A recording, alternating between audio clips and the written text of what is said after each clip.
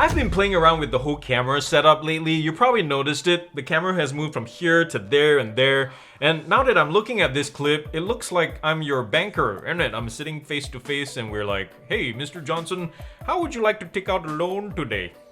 Anyways, where was I? Oh, when I say Sweden, what comes to your mind right off the bat? Volvo, Spotify, IKEA, H&M, Ericsson.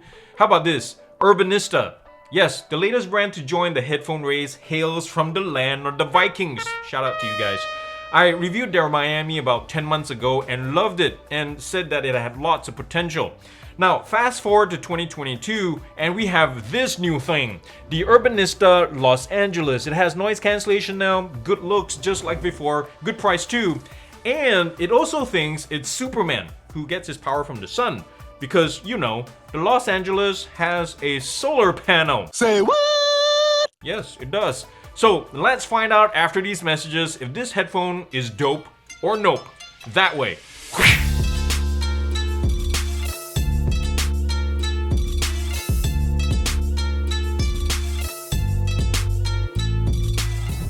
Let's begin with the specs and then we'll get into the interesting stuff after that. And if you want to jump ahead, you can use the quick links down below. But if you did that, you'd be like a party pooper and no fun at all. But anyways, the Los Angeles is priced at $199 and is available in two colors. There is sand gold as well as this one, midnight black. And there's Bluetooth 5.0 on board with SBC and AAC support. Unfortunately, there's still no aptX here, but there is active noise cancellation now, as well as pass-through mode. Wire detection is also available, and weight is around 322 grams, which is pretty average, not water resistant. As you might expect too, with the solar cell, battery life is, well, nigh infinite. So I had to tape it up, cover the solar cell just to be sure. And when I did that, the Los Angeles lasted around 42.2 hours straight at 65% volume with ANC on. It's not the monster 48 hours we got in the Miami, but don't forget that one did not have active noise cancellation. So this thing pretty much roasts the competition. The visible plastics on these feel velvety smooth, really nice to the touch guys, really well put together overall. The ear cups especially seem to exhibit some kind of self-healing property. Let me try to score this and show you this with my fingernails. Can you see that score line right there? And then I'll try to rub it off with create some heat and then it will go away. Check that out. It's pretty darn awesome. Now the headband itself extends on a shaft. It doesn't have the smoothest action, but it's pretty easy to find a good fit nonetheless. The padding situation now is a firm yet conforming type for the ear cups. You can see that it's pretty stiff. It kind of reminds me of a mattress topper with a stiffer kind of fit, for the lack of an analogy. While the headband itself, check this out, is thinner than what I've seen on other headbands. And if you think that doesn't sound comfortable when you combine these two, then think again. I was surprised by how many hours I could wear these no problem. And by the way, on cold days, these are great. They're kind of like ear mitts, but in the summer, I probably won't be wearing them for more than 2-3 hours at a time. It is breathable, but on hot days, you're gonna have sweaty ears. Now, the clamping force of the band itself could be a problem for some, and it's worth mentioning here because some reviews out there say that this is like a vice, it's really tight on your heads, and obviously your mileage may vary, but I personally didn't mind it. I found it just right. In fact, because I constantly complain that headphones tend to slide off, just watch my videos, you always see my headphones slide off my ears whenever I apply any kind of twisting motion to my head, and these things stay put. It's comfortable enough, and they also create a really nice passive seal. Now, the ear cups themselves rotate 90 degrees in one direction, but not the other. And they don't flip inward on an horizontal axis. So stowing this without the case is not as compact as I like it to be. And oh yeah, speaking of the case, this thing is awesome. Let's look at this. It has the same velvety feel. It's unique, it feels special. And the reason why I say this is because this is how you stow the headphones here. You slide it in like a sleeve like this. And this is exposed so that you can charge the headphones even when it's stored. How cool is that? So for the solar panels, Urbanista used another Swedish company called Exeger, and they make this thing called the Powerfoil. And obviously it's not like your typical solar cell that looks like this. This thing, they can make it any color, any shape, any texture, at least that company, not the headphones, like carbon fiber or leathers, things like that, while maintaining high efficiency and durability as well. It makes the headband a little bit thicker, but it is, you know, give and take. And imagine if we had proper padding for this or more padding, this would be a hunka chunka. And just as a backup in case you don't have any kind of have a light source to charge this thing, or if you want to quickly charge it, USB-C charging at the bottom here. And right in front of that, there's a feature button that activates your noise cancellation, pass-through mode, and voice assistant. On the right side is what they call control buttons, and both of these sides, by the way, accept single and hold taps, and they're not customizable in the app whatsoever. And as far as I can tell, there are 3 mics on board, one here, one at the bottom on the right side, and another one at the top, and there's an LED right there. And on the inside, there's a wear detection sensor. And in the business end of things, right inside here, we have 40mm drivers doing all the grunt work, and I'll talk about sound quality in a second. Do you see what I'm seeing right now? Look at the leaves. That means the snow is melting, winter is ending, and spring is upon us. Thumbs down to that. But anyways, we're doing the Bluetooth range test out here, and I have some Sia playing together on my phone right there on the Pixel 6. And I'm gonna keep walking towards the back of my house, taking these Los Angeles with us. There's still a lot of ice though, but I'm gonna try to navigate there. Look at that fire right there. So I'm standing around 25, 26 feet away from the phone. As you can see, and I'll take you towards the side of my house, past line of sight, and we'll see when we have connection issues. How you guys doing? Thank you for joining me. It's a really nice day. It's around 24 degrees, a little bit windy though. Oh, I just got a little signal loss right there.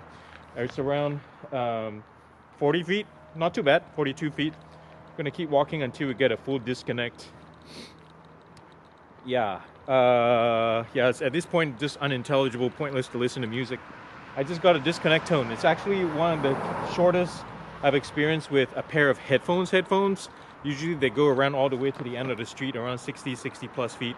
But this thing just started giving up the ghost around 50 plus. So, I mean, it's no big deal. But you can see the fit of these on my head too. And I'll try running in it too and try not to slip on the ice. They stay put. These are one of the few headphones. Woo, that's a lot of melted snow. Gonna keep walking, and they stay put, guys. It's really good. But I wouldn't wear these for long periods of time because it is kind of on the heavier side. But anyways, that's the fit right there. Let me take you to the street right now because it's rush hour. It'd be a great time to test the mics on these for phone calls. So let's do it. Oh man, I just missed a whole line of trucks that just went through. That would have been awesome to catch some sound samples, but right now there's nothing. It's rush hour, 8 something in the morning in Maine, but this is what it is. Or maybe they're taking a detour because they see this Asian guy in this orange jumpsuit every morning. Oh, here comes the truck. You can hear this. The effect, or the sound suppression effect, reminds me of the Miami a little bit. If you go back and watch that video, you can probably hear my same complaints. The voice sounds decent, but when it's trying to noise suppress, it sounds like I'm underwater with a lot of static. So that's something that, might turn a lot of people off. It's fine for the most part in a quiet environment like at home. It's good. I think there are 2 mics per side that handles phone calls, but I wish they'd gone with a Qualcomm chip or something to kind of help with the whole, noise suppression during phone calls, getting CVC 8.0 and such. Come on, let me try to cut to some cars passing through and you can hear more examples. Oh, by the way, when it's windy, these things, forget about it. Just don't use it. So let's wait for more cars to come through. Man, I've been waiting for like half a minute and we finally have a car and a bus coming through, so you can hear some good samples right here. I'm going to keep talking to simulate like how it's like to conversate by the roadside. How's that sounding? Yeah, you can hear the effect that I'm talking about, right? Anyways, let's get it back to the studios. Sound quality is decent, but Urbanista hopefully can work on this a little bit more too. Default. Ambient sound. ANC.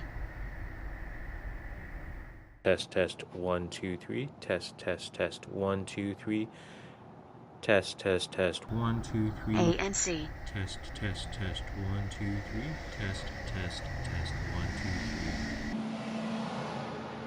2 3. We have an app this time, and it is pretty basic. At the bottom here, you can toggle between active noise cancellation, ambient, and regular. And also right above that is the battery level. And my favorite feature on this homepage is the charge-discharge meter. You tap the image or the icon on the top left here, they do the same thing. And you can challenge yourself to see if you can get more gain versus drain. And here in this little orange area on the bottom left is how much my headphone is charging. I have it really close to a light bulb right now and it's gaining about 0.5 milliamp hours. The only customization control is found in settings on the top right here, where you can change what the short and long press of the feature button do. There's also a toggle for wear detection. There is no equalizer, as you can probably see, but my friendly Urbanista contact said that it's something the engineers are possibly working on, because that has been a big ask from a lot of people. Alright, would you like to start with the good news first or the bad news? Yeah, that's what I thought. Let's start with the negatives. So, first of all, active noise cancellation performance is passable, but its kryptonite is actually voices. Yeah, for some reason, I'm not sure why, because ANC itself, it takes the edge off low frequency sounds just fine, like plain engines or washing machine hums, but voices, man, they sneak up much more than I expected, even with the really solid passive seal that the ear cups do provide. Now, as a side note, for those of you who are wondering about sibilance, or rather hissing when ANC is on but no media is playing, it does exist, but it's not bad. It sounds like a pretty distant ocean. I personally find it kind of soothing, actually. I did notice that this doesn't keep the last sound setting when you power it off. So, like for example, if you had active noise cancellation on while listening to some Mary J. Blige,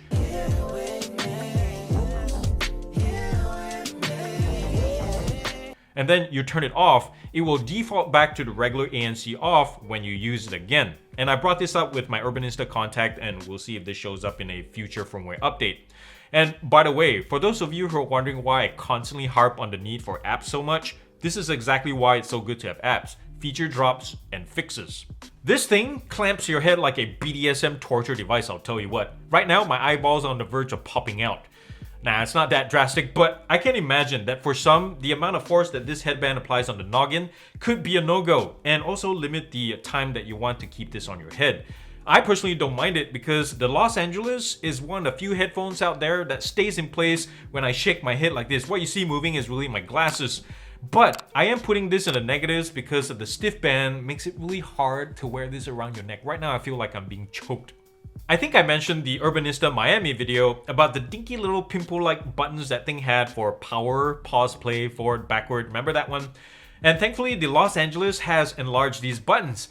But no matter how hard I train myself, I've tried this over and over again, the buttons just don't feel intuitive or ergonomic enough. I personally think there needs to be some kind of separation between the buttons, or some kind of significant tactile something like a nub or texture, because as it is, my fingers really have a hard time telling which is which just by feel alone. And let's be real, sound quality is neither neutral nor reference grade here. The Los Angeles utilizes a V-shaped setup, which means bass and highs take priority, which also means it's enjoyable to listen to genres like R&B, pop, modern jazz, and so on, albeit a little bit tiresome after about an hour or two. Now, bass itself is well controlled even at high volumes and is willing to hit basement levels without complaint. Mids are predictably softer, although details are pleasantly maintained, while the highs are crisp and have enough room to play without rolling off too soon. Imaging though lives just right outside my head at most. I wish it was a wee bit wider. Sound staging is pretty good as well, although I'm not sure how beneficial that is, especially with the V profile, which doesn't help like when listening to things like classical. Active noise cancellation might just be decent on this thing, but it's the pass-through mode that's the big surprise here, guys, because honestly, it's one of the most natural sounding full volume hear-throughs I've experienced in quite a long time. You really have to try this on to understand what I'm talking about. Yes, it's a headphone. Ear cups, headband, everything is there, but I have to say, the design is unique and special enough to make it stand out from the crowd. It's very similar to the Miami when you look at it with the pretzel stick stems and the UFO earpieces. It just feels Scandinavian. Well, that's because it is, because if you remember, Urbanista is as Swedish fish. You probably knew I was building up to this, but hands down, my favorite aspect, the showstopper, is the solar cells that span the band. That potentially gets you endless power, guys, without ever needing to plug it in. And it is true that we have power outlets and energy banks pretty much everywhere we look nowadays, but two things I want to talk about. The Los Angeles is doing its small part in keeping things greener, while secondly, charging while untethered is the bomb. It's really the way to go nowadays. It's in fact the holy grail that even things like electric cars like Teslas wish they had. Because imagine this, charging without ever stopping. Oh my goodness. And this thing has it. Now, the power cell itself is really well implemented, and even with the average actinoise cancellation and the dinky buttons, the Los Angeles with its power foil strip wins my favorite tech innovation of the year award. Now, if this had amazing actinoise cancellation, amazing sound, and solar charging combined, man, we're looking at possible best of the year here. So, Urbanista, are you taking notes? Now, wireless solar powered headphones aren't new. Let's get that straight. I remember the Helios way back in 2014, and JBL also did something on Kickstarter or Indiegogo, I can't remember which, in 2019 called the Reflect Eternal, that coincidentally also used the Exeger Power Foil strip, just like the Urbanista.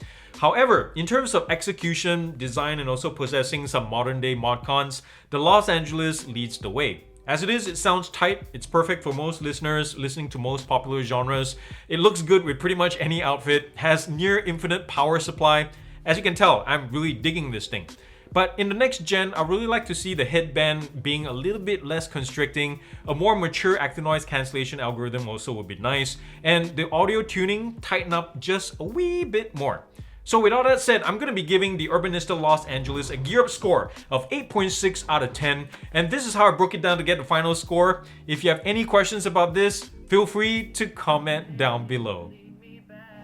Well, that's all I got today, guys. Thank you so much for being here. I love y'all very much.